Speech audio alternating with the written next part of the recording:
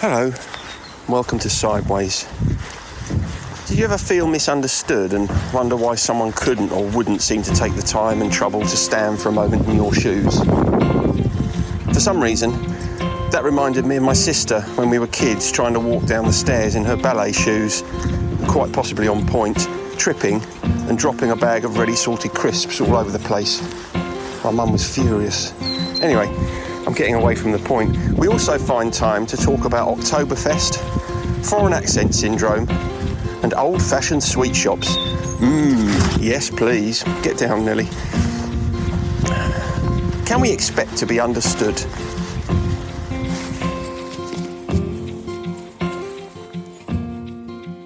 One, two, testing. That's it. Are you there? I am, mate, yeah. So you can hear me now? I can hear you now, yeah. That's technical issues we've had both weeks so far in this resumption. Well, it is, yeah. I just tried to alter where I'm sitting in my room.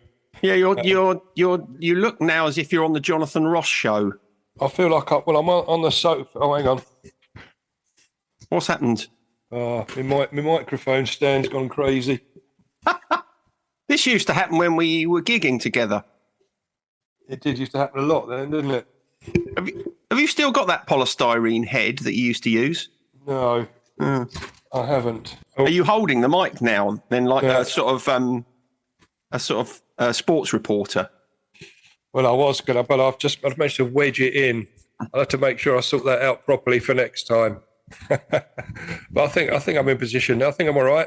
Yeah, because if you're going to have to hold the microphone, you really need to be wearing a sheepskin coat. What, like it's a la John Motson? Exactly. Oh, that's. I brought up football early doors there. You did, yeah, which is normally my domain. So, apart from the technical issues, how are you? I'm all right, actually. Yeah, not too bad. Not too bad. It's yeah. Are we allowed to speak about the weather because we normally do?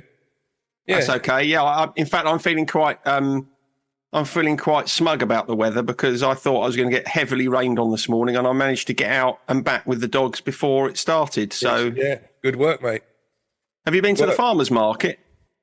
No, that wasn't. That's not. It's on the. This is the first Sunday of the month, mate. It's on the 3rd. Oh, they have the farmers market at Bearsted on the first Sunday of the month. Oh, do they? Yeah, I think you did mention that before to get yourself up there, really, didn't I? At some point, you should really. You could do a little tour of the various farmers markets. You could go to one every Sunday, couldn't you? Yeah, I could do a review on them, couldn't I? Yeah, we could add that to the episode as an additional feature. I'm sure it'd be most interesting. Yeah. You would. The only kind of downside of that is you would have a plethora of apples and pears, wouldn't you? Yeah, I wouldn't be able to eat them enough in time. They'd be going off. And knowing what you're like at striking up relationships with the vendors, yeah, you'd be guilt tripped into buying too much coffee and seaweed pate. Oh, well, exactly, and I don't want that. You know, we've got to tighten our belts in the current economic environment. Yeah, we're sailing the ship through some fiscal turbulence, aren't we? Actually, can you sail through turbulence? You can't really, can you? You have to fly through it. Yeah. I suppose if you, Can you have turbulent seas? I suppose you can. You can, yeah. I'd have said so. I'll let that one drop anyway, mate. That's all right. Anyway, what were you going to say about the weather? It's a bit rainy. It's that sort of insight that people come here for. Oh no, yeah. I was just going to tell you because I know I sent you a message yesterday about Tom, my son, going to Oktoberfest. Oh yes, yeah, of course. He's a bit of a mess this morning. Is he? Yeah. I mean, you're going there just to drink beer, aren't you? Basically.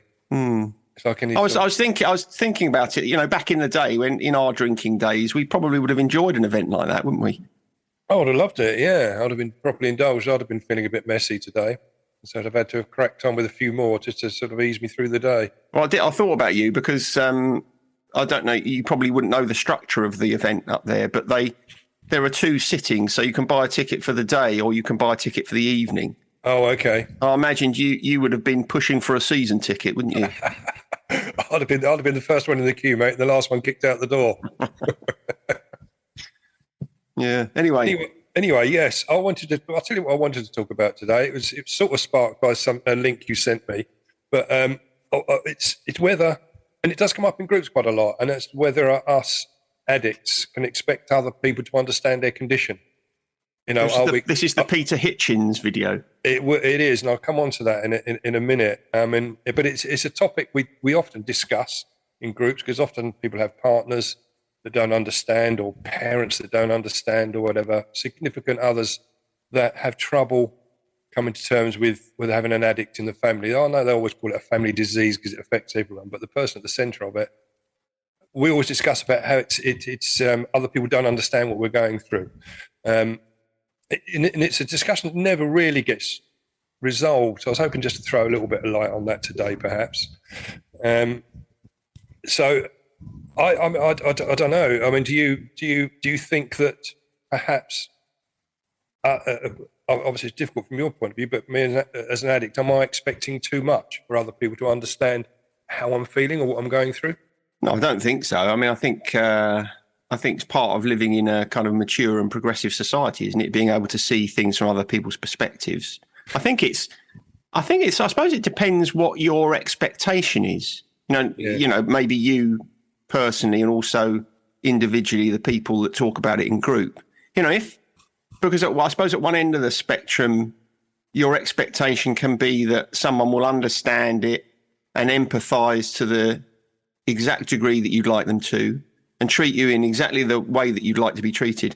And maybe that is unrealistic, because, if we don't have personal experience of something, sometimes it can be difficult to really appreciate it in the right way. But if what you're striving for in terms of being understood is that someone will be open-minded enough to listen to what you have to say about it and learn from your experience and accept what you tell them about your experience of it, then no, I don't think that is. I don't think that is beyond what's reasonable. I mean, it's obviously made more complex depending on the relationship you have with the person that you're talking about, isn't it? It does, and I want to come back to that. I want to come back onto that. But just before we start, just a quick fess up, really, because last week you asked me what episode it was, and I said it was episode 7 in this current series, but I hadn't taken into account that little extra one we did. Yeah, I know. You were counting that. I'd put it on my spreadsheet. I put it under extras, really, but now I've put it back across into where it is. So that was episode 8 last week.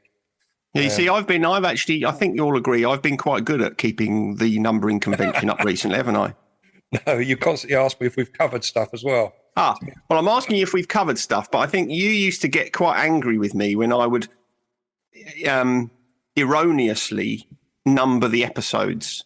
I didn't get angry. I was just concerned that you perhaps weren't on top of your admin. I've been better though, haven't I, recently? You have been better. That's why I was. I don't want to make too much of an issue of it, mate. As we're doing confessions, though, I'll confess to you why I'm better at it, and that's because where we host this podcast, they've introduced a feature in the last sort of few months where they tell you what the last numbered episode you uploaded was. Oh, okay. So all I have to do now, as long as you can count, you can usually get it right. Oh, okay. That's made things considerably easier for you. So I didn't want you to think that it was me being more effective at something, because it isn't. Oh, okay. Well, that is a good confession. I've given you credit for something you absolutely don't deserve. But I just wanted to move on. I did have a look very briefly at our recording on YouTube, because we put it onto YouTube for the first time last week, didn't we? We did in standard definition. In standard, I'm not good at looking at myself really particularly, but I did have a look at it. And what came out? It's you were talking about being hit in the nuts by a cricket ball at one point, and you said the word cricketer in an Australian accent, and I wasn't sure if you were aware of it. You said like cricketer, like that. Did I? Yeah. Yeah, you'll have to go back and listen to it. Oh, we'll have to go back and listen to that. Maybe I was trying. Well, no, that wouldn't make sense, would it? If you were Australian, it would make sense that I was trying to fit in with you, because that is, I think, the psychological reason for people adopting foreign accents when they're not actually foreign. Okay. Well, obviously that everyone's foreign to somebody, but going back to the infamous Joey. What's his face? What's his name? Barton. Joey Barton one and the Steve McLaren one, Yeah. where they're speaking in a faux French accent and a Dutch accent. Yeah. But if I did that, then there's not really any explanation for me suddenly going Australian, is there? It wasn't. No, it just struck me. You might not see it. Perhaps if you have a listen back. Well, what I'll do is I'll run it past my daughter, because she always tells me if I'm doing something like that. She, as we've discussed before, she always gets on my case if she feels as if I put the inflection on the wrong part of a phrase or a word. Okay, that must make it quite tricky. You must be on your guard all the time when you're I'm not bothered about it. She just picks me up on it, and then I say, "Oh, okay." Okay. Like, I think corner shop and corner shop was the one, and I still can't think what the right way of saying it is. Individual preference, mate, isn't it? Well, don't say that to Beth, because she'll be like a rat up a drain pipe. Apoplectic with rage. Exactly. I'll make sure I don't mention it the next time I see her. Yeah. Anyway, should we get back to the subject matter? Yeah, let's do that. Yeah. I wanted to go back to that video, that link you sent me, where it was a sort of a panel show, but there was Matthew Perry, who plays Chandler Bing, as you know, in Friends, and he was having this discussion with Peter Hitchens. Now, Peter Hitchens, I mean, I've disliked him for a long time anyway for many of his views. He's always had a sort of a very punchable face. I don't know if I can say that, but he just seems to be a thoroughly unpleasant piece of work. And I've always seen him, perhaps unfairly, I don't know, but as a tin pot journalist from the Mail on Sunday. But having a nasty pop at Matthew Perry really sort of pissed me off. It was sort of I feel sort of, I don't know, I've always felt strangely protective of Matthew Perry, as I do all my fellow ads. Well, exactly. Yeah. I think that's part of he's part of the group, isn't he? He is part of the group, and we dedicated a whole episode to him back in season 1, episode 6. It's all about Chandler Bing, and it's quite popular, that episode. You know. Sorry. It's quite popular, that episode. I've often wondered whether it's popular because people think that we might have him on, and they listen all the way to the end and are bitterly disappointed. Yeah. Well, yes, yeah. We use, perhaps that was unintentional clickbait we use there, but perhaps we'll try and get him on. I'll send him a message, see if he's all right. So yeah, good luck with that. Yeah. So it was because I came away thinking about it, because although you sent me that link, I had seen it a long time ago, and it sort of when I looked at it again, I got angry again a little bit about it. But I came away thinking that all the medical professions all around the world have seen it as a disease sort of since the 40s and 50s, and yet Hitchens thinks that he's right, and that it's a choice, and that addiction isn't real, which is what he was alluding to, which it did upset me. But I think it led me on to this thinking, well, it's pretty tricky, isn't it, really, expecting other people to understand our condition, which is why I'll put the notes together for this episode.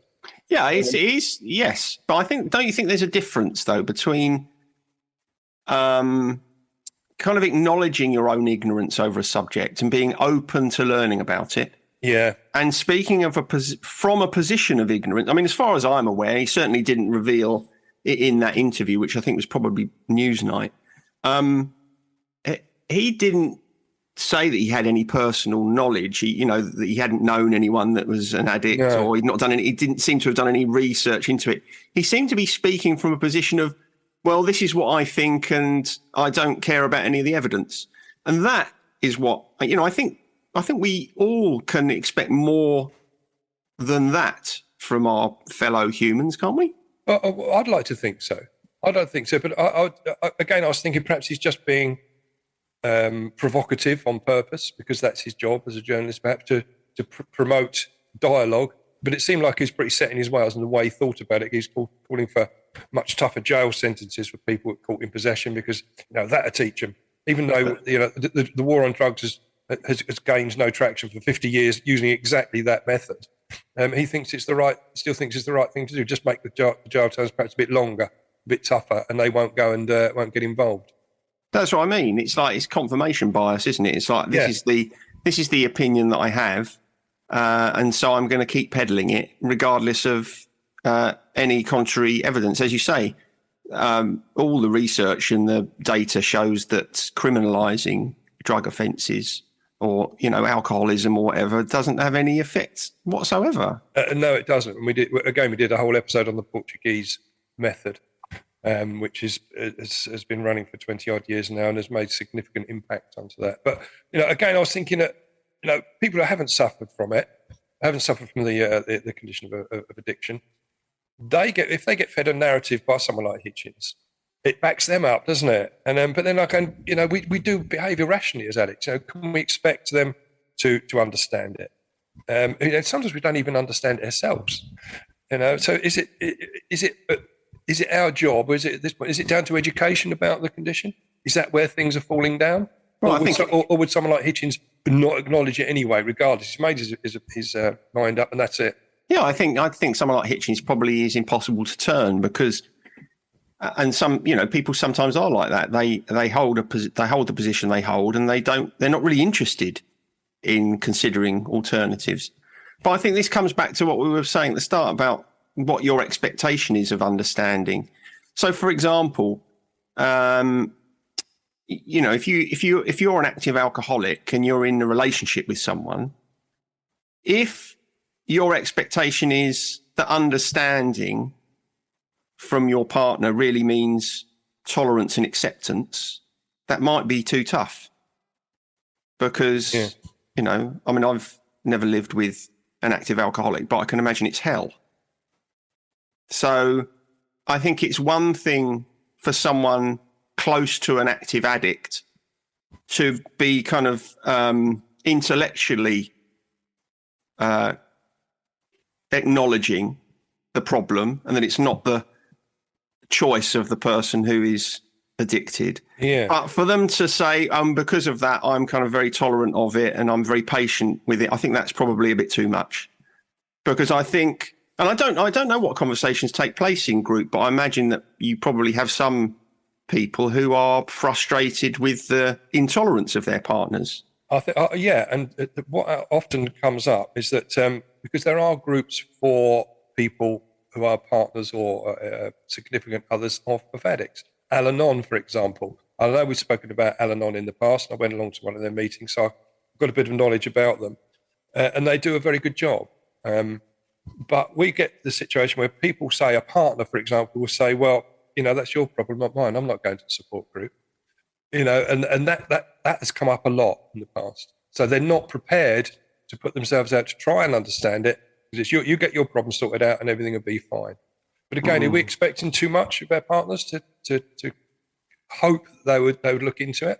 Well, I don't think hoping that they would look into it is expecting too much, but expecting them to might be too much. Because if a partner says it's your issue, you've got to get that resolved. I'm not going to a support group to learn about the condition that you have. Yeah.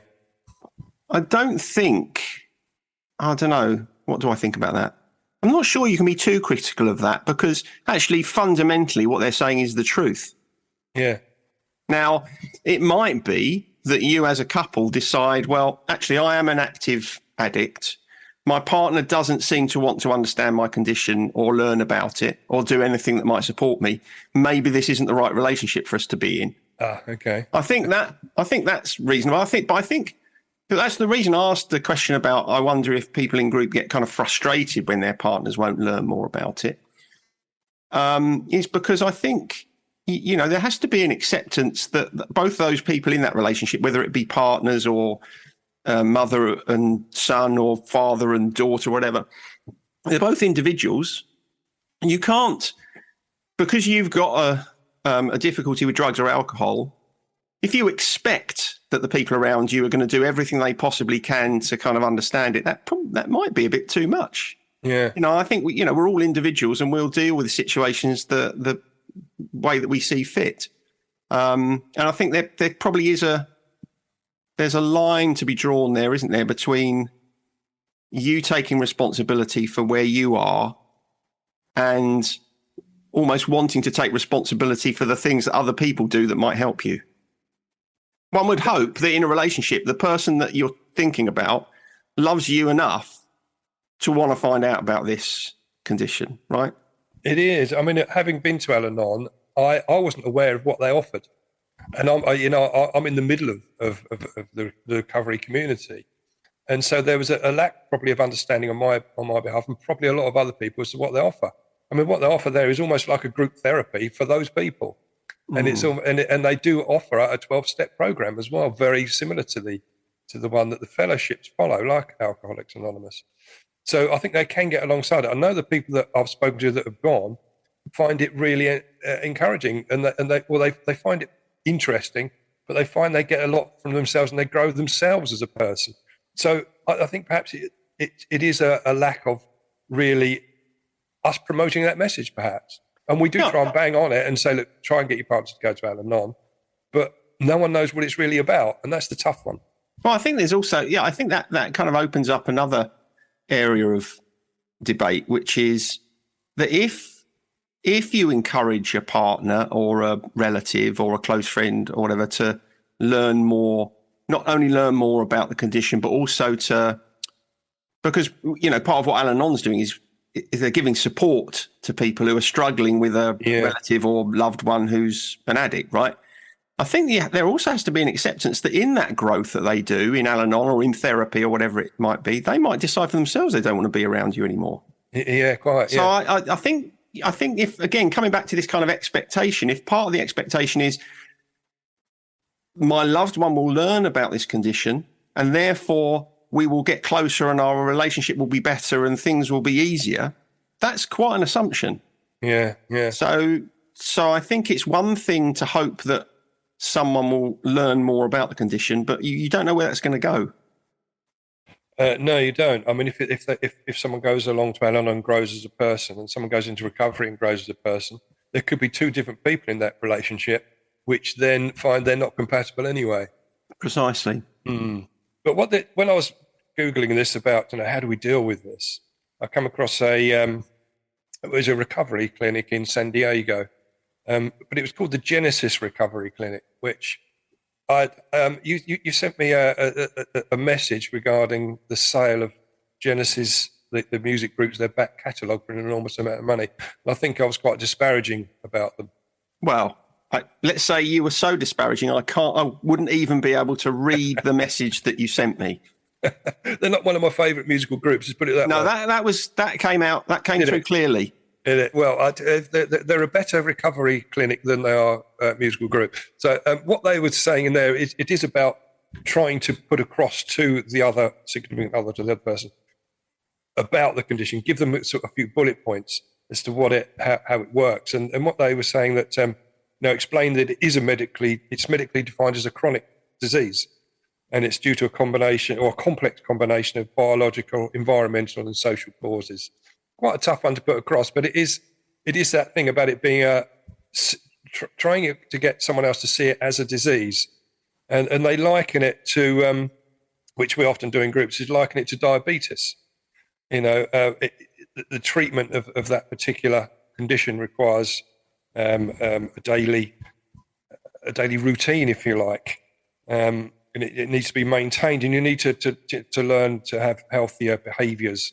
And it needs a strong support system around you as well. So likening it to something like diabetes helps people perhaps to understand, because a diabetic didn't choose to have that condition, and addicts don't choose to be addicts. No, I think where that becomes difficult though for people is that again, you can kind of logically see the rationale in the comparison. Yeah. But if you live with a diabetic, they're not likely to give you as tough a time as living with an alcoholic. No, they're not. But it is likening it. It's defining disease, if you like, rather than and it's something that it's inflicted upon you, rather than it's a choice to go down that route. Which is what Hitchens was going back to in that video. He was saying it's a choice. Yeah, I think you don't have to do that. No, absolutely. I think the more I think about it, the more I kind of settle on this notion that what you can expect from a loved one is an openness to understanding more about it. Yeah.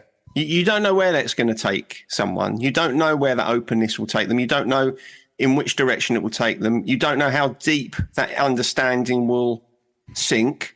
But I think if someone who really cares about you says, listen, I don't know what you're going through. It massively frustrates me, it annoys me. Sometimes I want to kill you. Yeah. But I do want to understand this because I feel like if I understand it, that will be easier for me and it will be easier for you. I don't think that's an unreasonable expectation. I don't think so. And to put it across, it's incurable. And I said, again, like diabetes, it's a lifelong disease, and you have to commit to maintaining your recovery. So it's much easier when you have that your significant other on side and all that. There's no doubt about that. Does that mean we won't ever be able to go to Oktoberfest? Well, you can, mate, but I can't think of anything worse. No. To be honest, I've always been quite grateful that perhaps, at the age I am, that sort of thing would probably have gone out of my system anyway, even if I wasn't in recovery. It doesn't hold any allure. Well, I'm testament to that, aren't I? You are, because you used to enjoy a beer back in the day, but that doesn't really fill you with a great deal of joy, does it? The thought of going to a beer festival? I can't think of anything worse, to be honest. Well, I can think of something worse. Something worse would be going to a goat's cheese festival. A goat cheese fest. They don't have many of those around, do they? No, thank God. I'd be there. That'd be a cracking one. Well, if I hear of any advertised, I'll let you know. Thanks, mate. If you could, just send me a link. I'll deal with that. Again, putting across to your partner that addiction doesn't disappear just because you've been in recovery for a month or a year, or you've done detox, because that's an issue that comes up a lot. People expect us with addiction issues to put a bit of work in. Perhaps you go to rehab for a while, for 3 months, or we go to detox for a week, and then everything's okay. You can go back to your normal position. And I know that's happened to me. A lot of people around me have said, you're right now, aren't you? You've done that. They expect you to be able to drink normally, and that's a lack of understanding.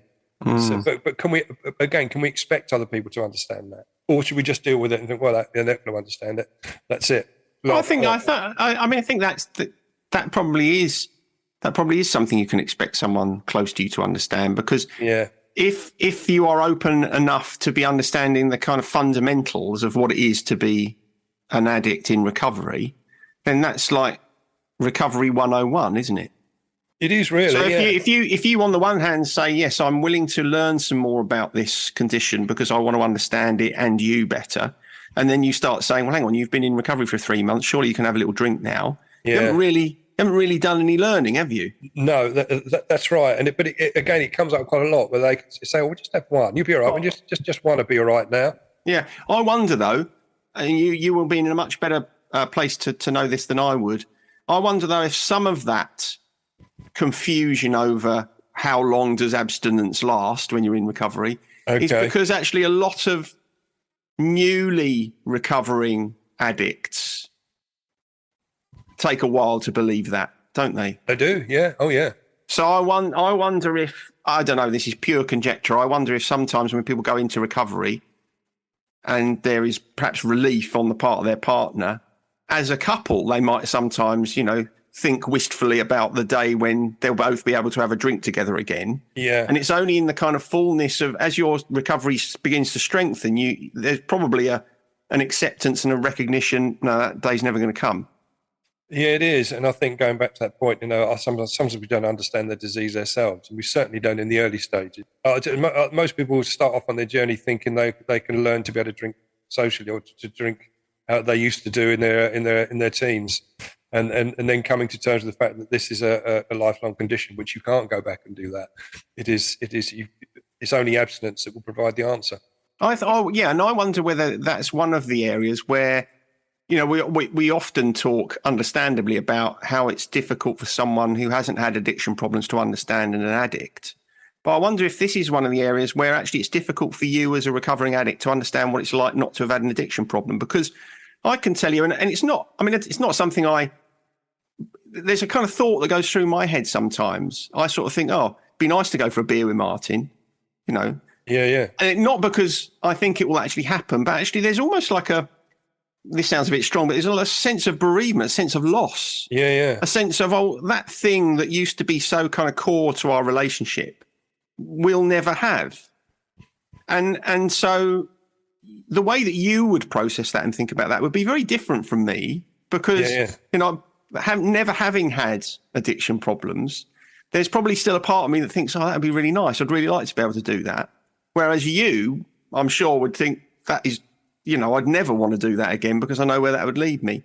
So I think they're probably, what am I saying? I think I'm saying that somewhere in that dynamic, there probably is a necessity for a recovering addict to understand what it's like for the other person as well. It doesn't all go one way, does it? Which is I'm really glad that I put these notes together, because that's exactly the sort of input I needed. Because we can get quite blinkered, and we can get quite insular, especially in groups. We think it's almost like us against the world, and so it does, that sort of barrier does need to be softened. It needs to be broken down, and there should be dialogue and understanding on both parts. Yeah, because if you think about something like depression, if you've lived with someone who's been depressed, that's exhausting for the person who's not depressed. But most people wouldn't think of the person who's not been depressed, but just had to live with someone depressed, right? Yeah. And so I think one of the things that kind of helps this is a recognition that if you're a part of a couple and your partner is a recovering alcoholic, or when you met your partner they were a drinker, they might have had too much when you first met them, and then it got worse and worse and worse. When you eventually go into recovery and everything changes, you have changed the other person's life too. You've changed your partner's life. Yeah. And so when your partner says, well, that's all right, I'm still going to stay with you, in a sense, that wasn't what they signed up for. So I suspect that the more recognition that is, that the more recognition of that there is from the person in recovery, the easier it becomes for the person who isn't in recovery to be open to understanding and learning. I think when it becomes a kind of conflict, that's when it's going to become really kind of tough to make any headway.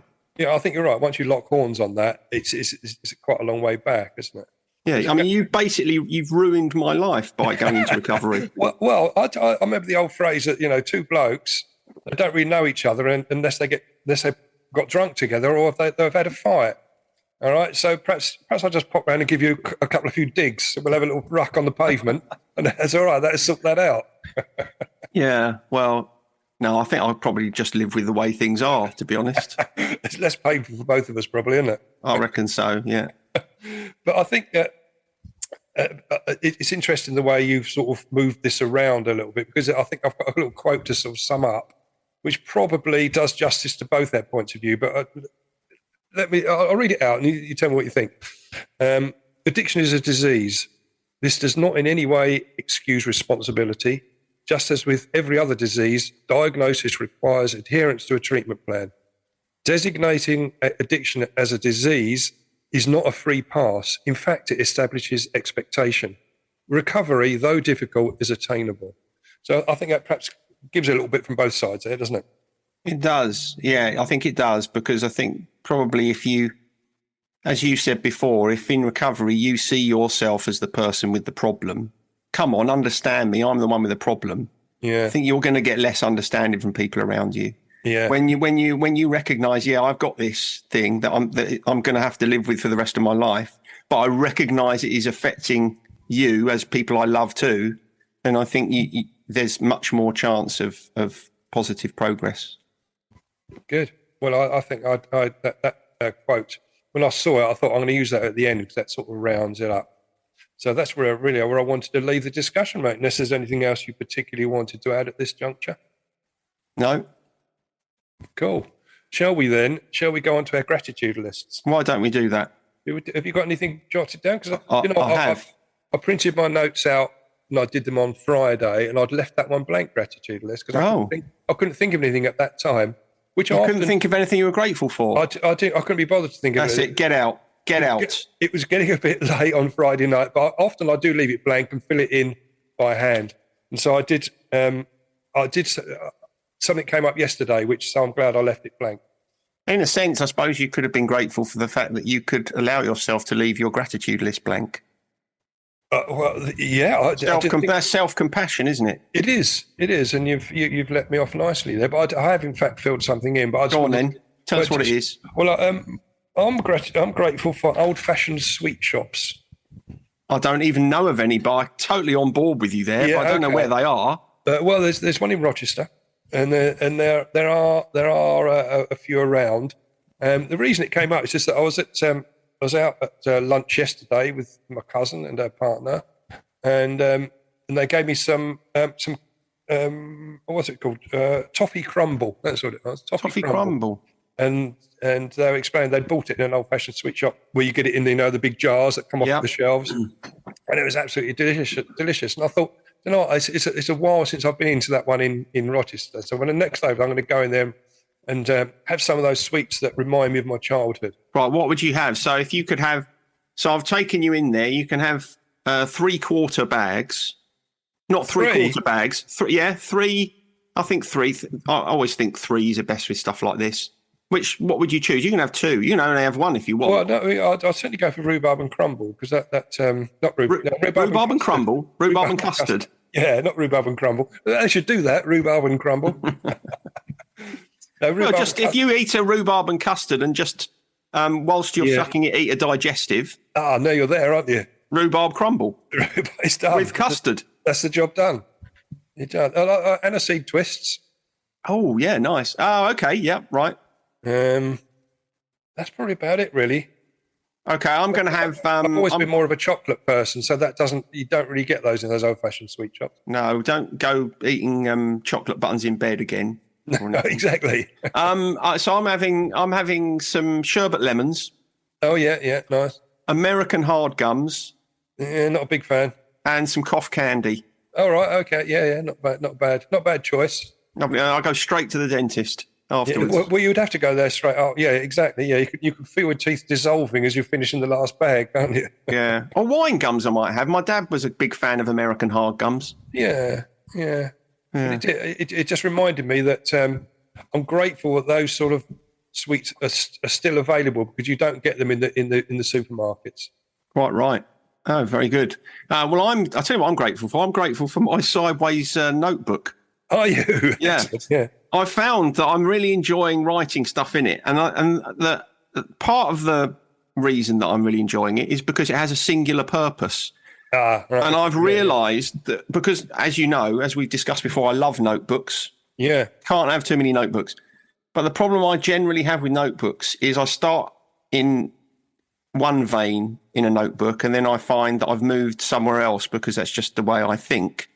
But with my Sideways notebook, it's like it's got a boundary around it. I cannot write anything in here unless it's relevant to Sideways, which is quite refreshing, actually. It is quite refreshing, and I do exactly the same. Although I did grab it and write something down the other day when I thought, oh no, I should be writing it here. I couldn't possibly do that. So, in a sense, you've helped me with my mental health. Thank you. Yeah, well, good. I'm glad it's a good present. But I quite like the feel. Mine one was a present to me, so I sort of replicated it, giving it a present onto you.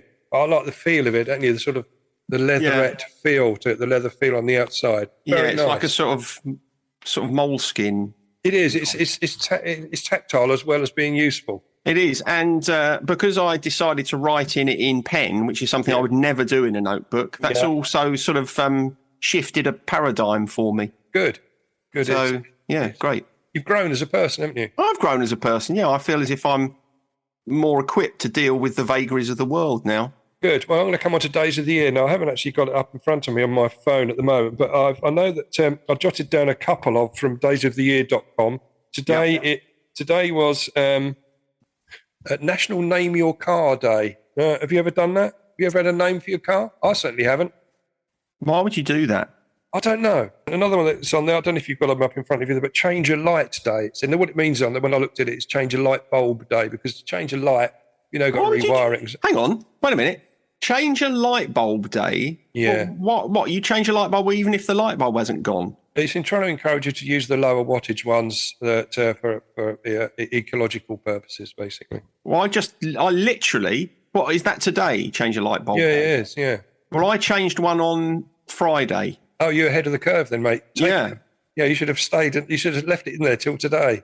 Well, it would have been dark on the landing until today. But I did something that I hadn't done for a long time, which was, when you buy a bulb and you think, I can't remember what the wattage was of the one that I'm replacing, Well, and then you find you get one that's too dim or too bright.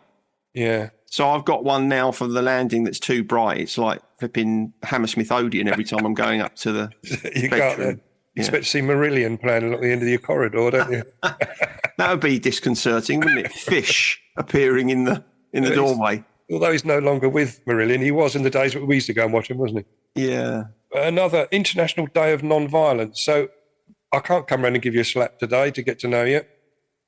Right. So if there's an International Day of Non-Violence, that suggests that on all the other days it's okay to be violent. Is that right?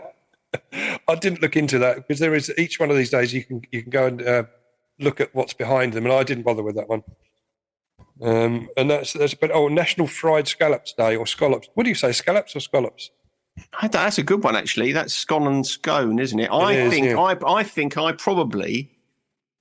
I say them interchangeably. Yeah.